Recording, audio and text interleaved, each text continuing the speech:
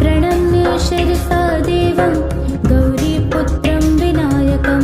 भक्तावासं स्मरे नित्यं आयुक्कामार्थसिद्धये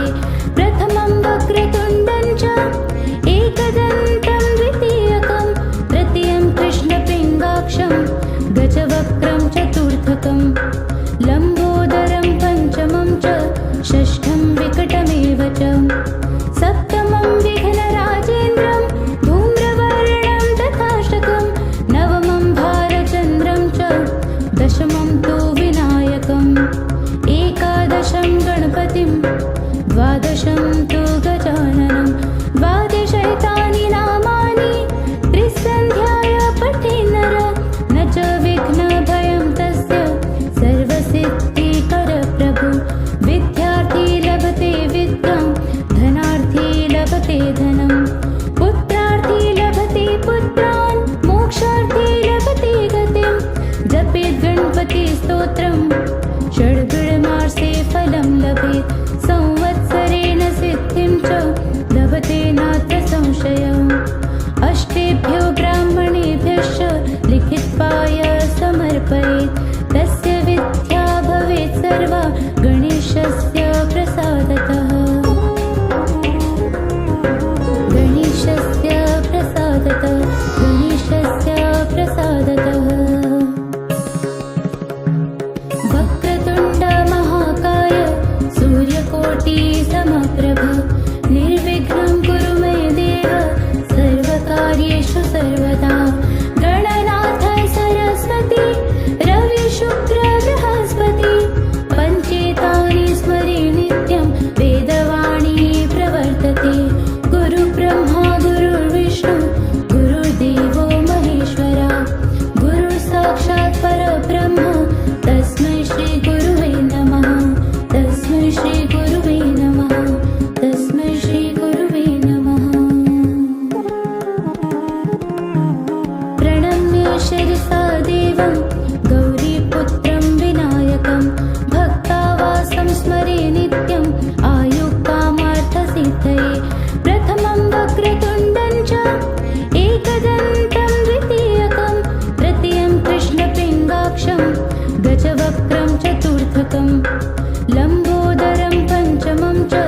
षष्ठं विकटमेव च सप्तमं विघ्नराजेन्द्रं धूम्रवर्णं तथाष्टकं नवमं भारचन्द्रं च दशमं तु विनायकम् एकादशं गणपतिं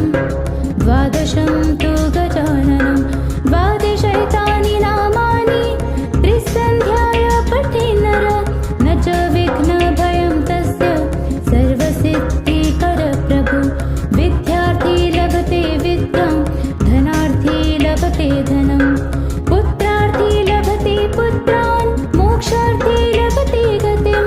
जपेत् गणपतिस्तोत्रं षड्गुणमासे फलं लभेत् संवत्सरेण सिद्धिं च लभते नात्र संशयम् अष्टेभ्यो ब्राह्मणेभ्यश्च लिखित्वाय समर्पयेत् तस्य विद्या भवेत् सर्वा गणेशस्य प्रसादतः गणेशस्य प्रसादतः गणेशस्य प्रसादतः वक्रतुण्ड महाकाय सूर्यकोटि समप्रभ निर्विघ्नं कुरु मे देव सर्वकार्येषु सर्वदा गणनाथ सरस्वती रवि शुक्र बृहस्पति पञ्चेतानि स्मरे नित्यं वेदवाणी प्रवर्तते गुरुब्रह्मा गुरुर्विष्णु गुरुर्देवो महेश्वरा गुरुसाक्षात् परब्रह्म तस्मै श्री गुरुवे नमः तस्मै श्री गुरुवे नमः तस्मै श्री गुरुवे नमः प्रणम्य शिरसा देवं गौरीपुत्रं विनायकं भक्तावासं स्मरे नित्यं आयुक्कामार्थसिद्धये प्रथमं वक्रतुण्डं च एकदन्तं द्वितीयकं तृतीयं कृष्णपिङ्गाक्षं गजवक्त्रं चतुर्थकं लम्बोदरं पञ्चमं च षष्ठं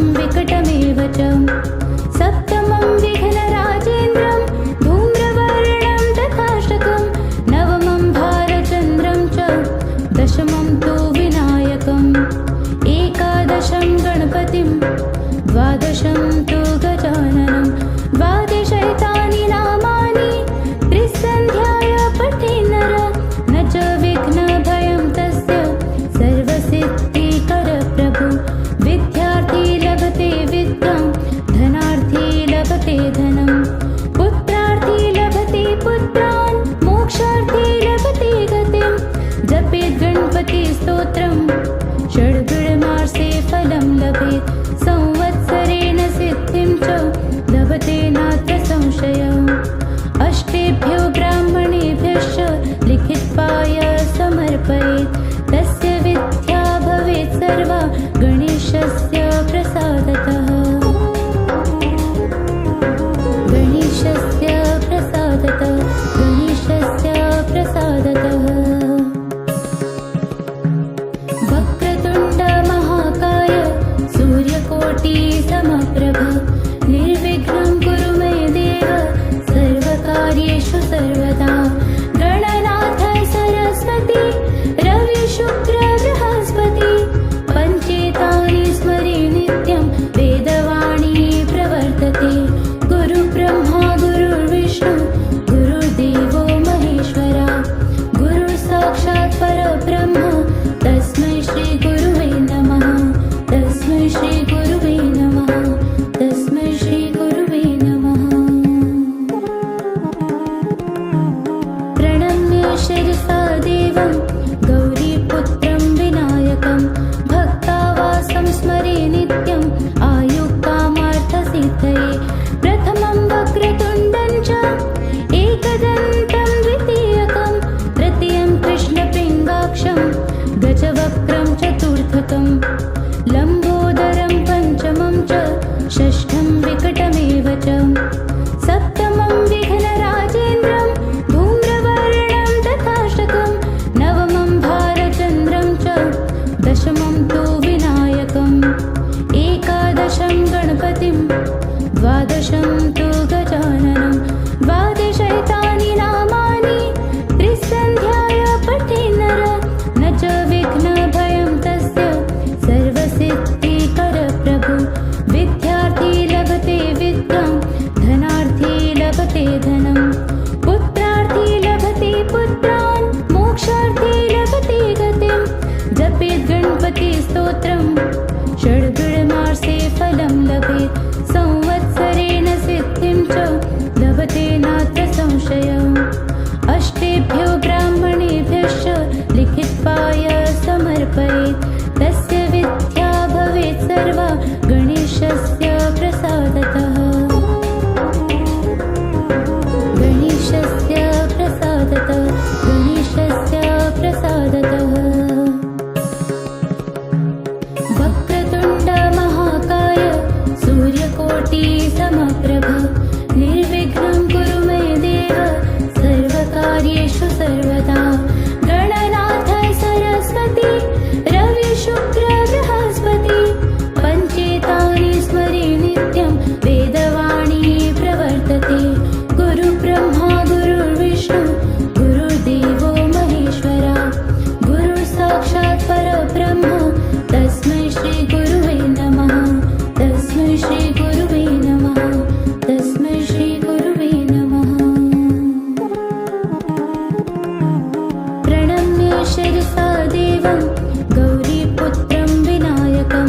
भक्तावासं स्मरे नित्यम् आयुक्तामार्थसिद्धये प्रथमं वक्रतुण्डं च एकदन्तं द्वितीयकं तृतीयं कृष्णपिङ्गाक्षं गजवक्त्रं चतुर्थकं लम्बोदरं पञ्चमं च षष्ठं विकटमेव च सप्तमं विघ्नराजेन्द्रं धूम्रवर्णं तथाष्टकं नवमं भारचन्द्रं च दशमं तु विनायकम् एकादशं गणपतिं द्वादशं तु गजाननं द्वादशैतानि नामानि त्रिसन्ध्याय पठे नर न च विघ्नभयं तस्य सर्वसिद्धिकर प्रभु विद्यार्थी लभते विद्यां धनार्थी लभते धनं पुत्रार्थी लभते पुत्रान् मोक्षार्थी लभते गतिं जपेत् गणपति स्तोत्रम्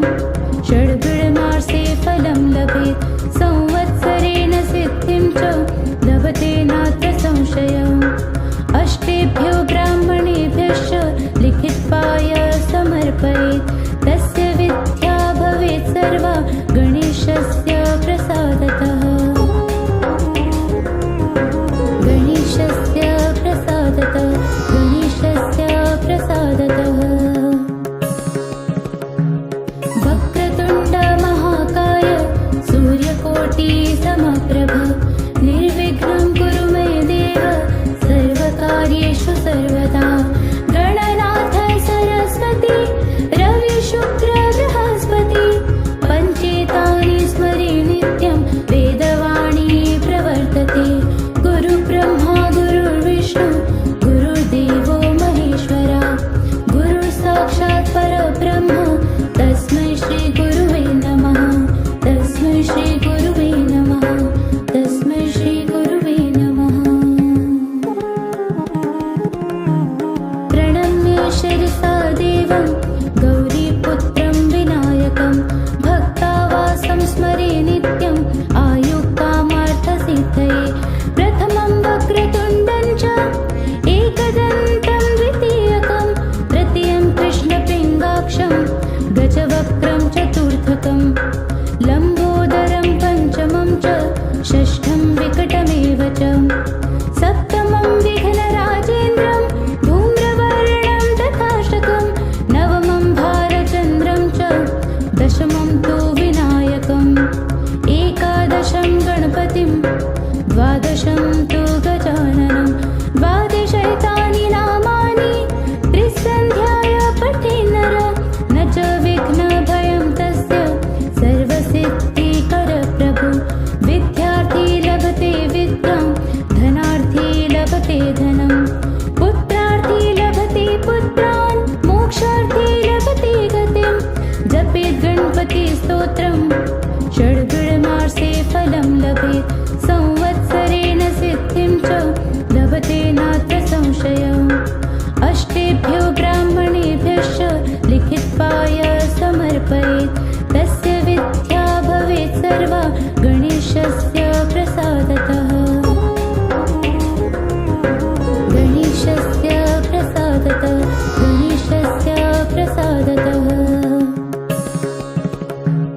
वक्रतुण्ड महाकाय सूर्यकोटि समप्रभ निर्विघ्नं कुरु मे देव सर्वकार्येषु सर्वदा गणनाथ सरस्वती रवि शुक्र बृहस्पति पञ्चेतानि स्मरे नित्यं वेदवाणी प्रवर्तते गुरु ब्रह्मा गुरुर्विष्णु गुरुर्देवो महेश्वरा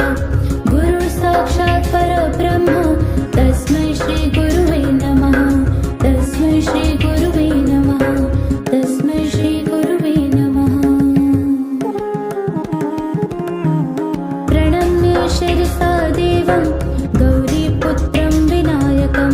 भक्तावासं स्मरे नित्यम् आयुक्तामार्थसिद्धये प्रथमं वक्रतुण्डं च एकदन्तं द्वितीयकं तृतीयं कृष्णपिङ्गाक्षं गजवक्त्रं चतुर्थकं लम्बोदरं पञ्चमं च षष्ठं विकटमेव च सप्तमं विघ्नराजेन्द्रं धूम्रवर्णं तथाष्टकं नवमं भारचन्द्रं च दशमं तु विनायकम् एकादशं गणपतिं द्वादशं तु गजाननं द्वादशैतानि नामानि त्रिसन्ध्याय पठे नर न च विघ्नभयं तस्य सर्वसिद्धिकरप्रभु विद्यार्थी लभते विद्यां धनार्थी लभते धनं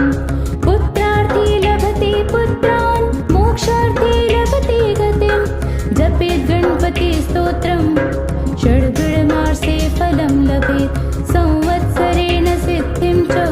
लभते नात्र संशयम् अष्टेभ्यो ब्राह्मणेभ्यश्च लिखित्वाय समर्पयेत् तस्य विद्या भवेत् सर्वा गणेशस्य प्रसादतः गणेशस्य प्रसादतः गणेशस्य प्रसादतः वक्रतुण्ड महाकाय सूर्यकोटि समप्रभ निर्विघ्नं कुरु मे देव सर्वकार्येषु सर्वदा गणनाथ सरस्वती शुक्र बृहस्पति पञ्चेतानि स्मरे नित्यं वेदवाणी प्रवर्तते गुरुब्रह्मा गुरुर्विष्णु गुरुर्देवो महेश्वरा गुरुः साक्षात् परब्रह्म तस्मै श्री गुरुवे नमः तस्मै श्री गुरुवे नमः सब्सक्राइब करें और बेल आइकॉन दबाएं YouTube ऐप पर ताकि आप हमेशा अपडेटेड रहें स्पिरिचुअल मंत्रा के साथ। प्रणम्य शिरसा देवं गौरीपुत्रं विनायकं भक्तावासं स्मरे नित्यं आयुक्कामार्थसिद्धये प्रथमं वक्रतुण्डं च एकदन्तं